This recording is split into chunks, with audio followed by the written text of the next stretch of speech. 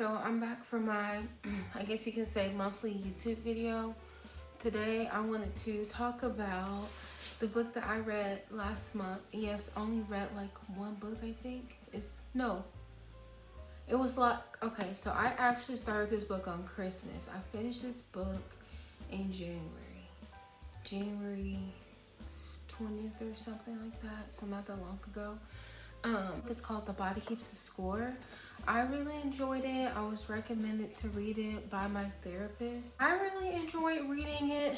It took me about like 5 or 6 weeks, y'all. Mind you, I do be at work though, and I was working back to back, so it was kind of hard to read as much as I like. And also some days, like, even though I love to read, some days I don't want to read, and I feel like that's just for a lot of different, how do I explain this, a lot of different hobbies that people have.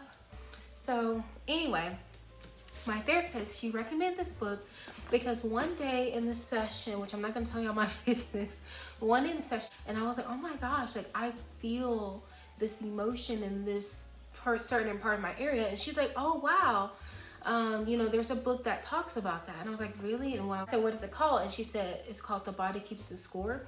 So I was like, oh, okay, I've heard of that, because I actually really love watching like different therapists or just self-help development type of videos online. And there's this therapist, Steph Anya, she talked about the book, The Body Keeps the Score. However, I actually have not seen that video. By the time this up, I may have seen it.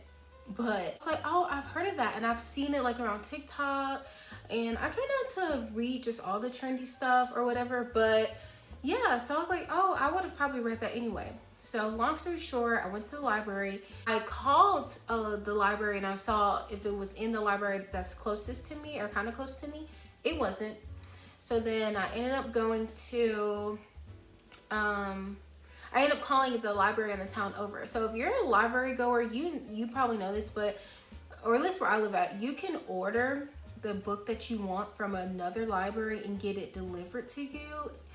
And so that's what I did. And then I ended up reading it like the next week or so. This book is, without reading like the acknowledgments at the end, which I don't really count, but this book is 358 pages, which if you're a book reader, you may or may not think that's a lot. Me personally, I would say that's like medium-ish. I would say once I get to 400, that's a lot for me personally. But this was a lot, y'all, because let me show you. Because the print, do you guys see that? The print, it says association, but yeah, the print is so small. So I kid you not, like if I read, sometimes I read like 10 pages a day, 20 pages a day, it would take me like 2 or 3 hours because it is so small. I wanted to just hop right into it and talk about basically what this book is about. So basically, in short, this book is about trauma. So it's just about it says brain, mind, and body and the healing of trauma.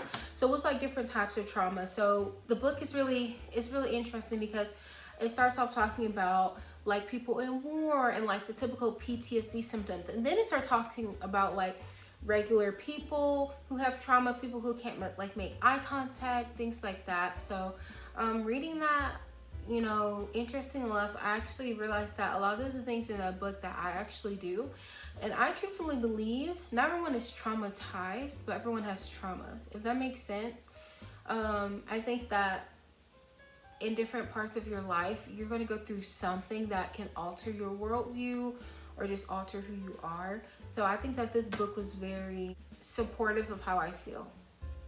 Although this book talked about like trauma, things like that, y'all know I love brains, right? So my brain is one of my favorite parts, like it's just of humans, okay? So it was like a really good brain-based approach. And I liked how the author, Bessel van der Kolk? Bessel, I don't know. But I really like how the author, they had like a brain-based approach. So let me read this to you guys. So this is just a very small snippet, but it says, the most important job of the brain is to ensure our survival, even under the most miserable conditions. Everything else is secondary.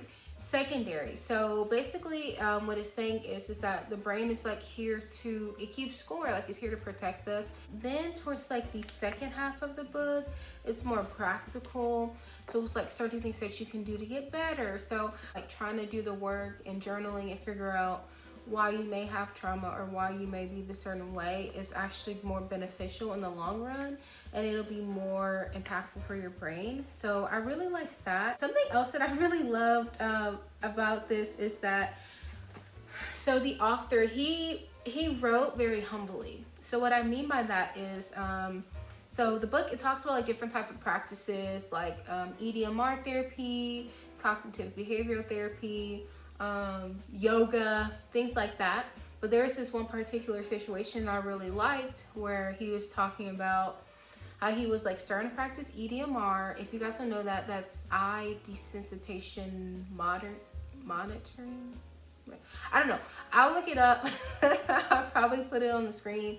If I get lazy, just look it up, EDMR. Anyway, so he basically was talking about one of his patients who was in the EDMR, his EDMR like session. He would not talk to him. So the patient would not talk to the therapist, right?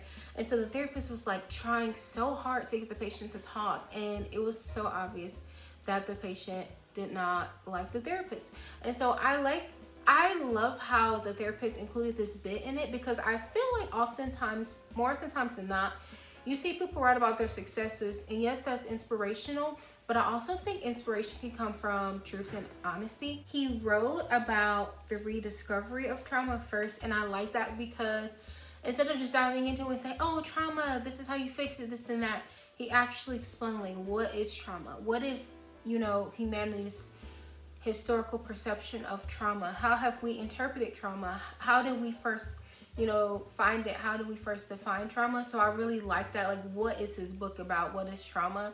So I really like that. He basically goes into the book, and then he just starts talking about, like veterans. Like, okay, so the very first sentence, it says,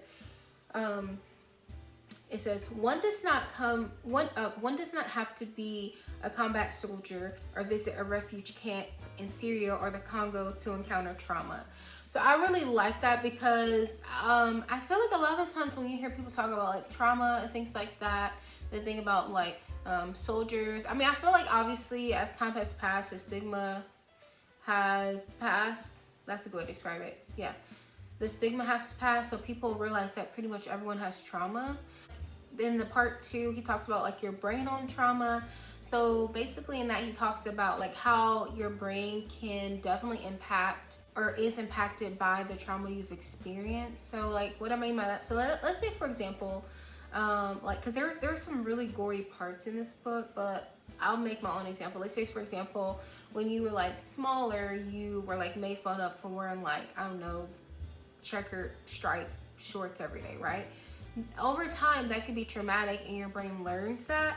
And so he talks about how like the neurons in your brain, how they can quite literally change because of like events like that. So I thought that was really interesting. And then he also talks about like how the brain and the body connect. After reading this book, I would probably rate it maybe like out of 10, I'll probably say maybe like a 7 out of 10.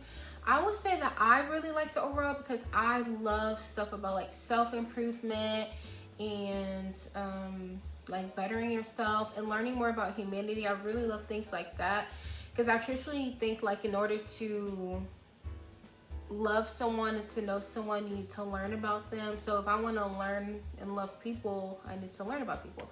So I'll rate it a 7. I would honestly say though, if you're the type of person where you need a lot of trigger warnings, I don't think you would like it. I would say for me, certain parts for me were really hard to get through, which I won't go into detail, but I still got through it though. I would say definitely my therapist was a motivation for me to get through it. But yeah, I would rate it 7 out of 10. I would say that after reading the book, regardless, you will learn something from it, whether you thought you knew a lot about people or not. But I would say the book, it definitely goes there. It's very descriptive. And so if you're not the type of person who likes that, you probably wouldn't like this book. But me, I mean, I wouldn't say I necessarily like it, but I would say that I can handle it. So if you're the type of person who gets triggered easily, because it was a little triggering for me, but you know, I was like, well, I want to finish this. I want to see like what he has to say, and I'm glad I did finish it.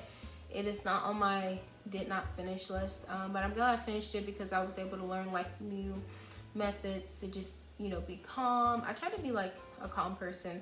To like add in a question like would I recommend this book to people, and I would say yes. So this is like a yay book, but it depends on who you are. So if you're the type of person who doesn't really like science, you probably wouldn't like this. But if you love science and you're nerdy like me, then I would probably definitely recommend it. I do recommend going to check out this book. If you're a person who's, I mean, I feel like self-discovery is something that's lifelong. But if you're the type of person who always wants to learn more about yourself or just about people, I do recommend reading this book. So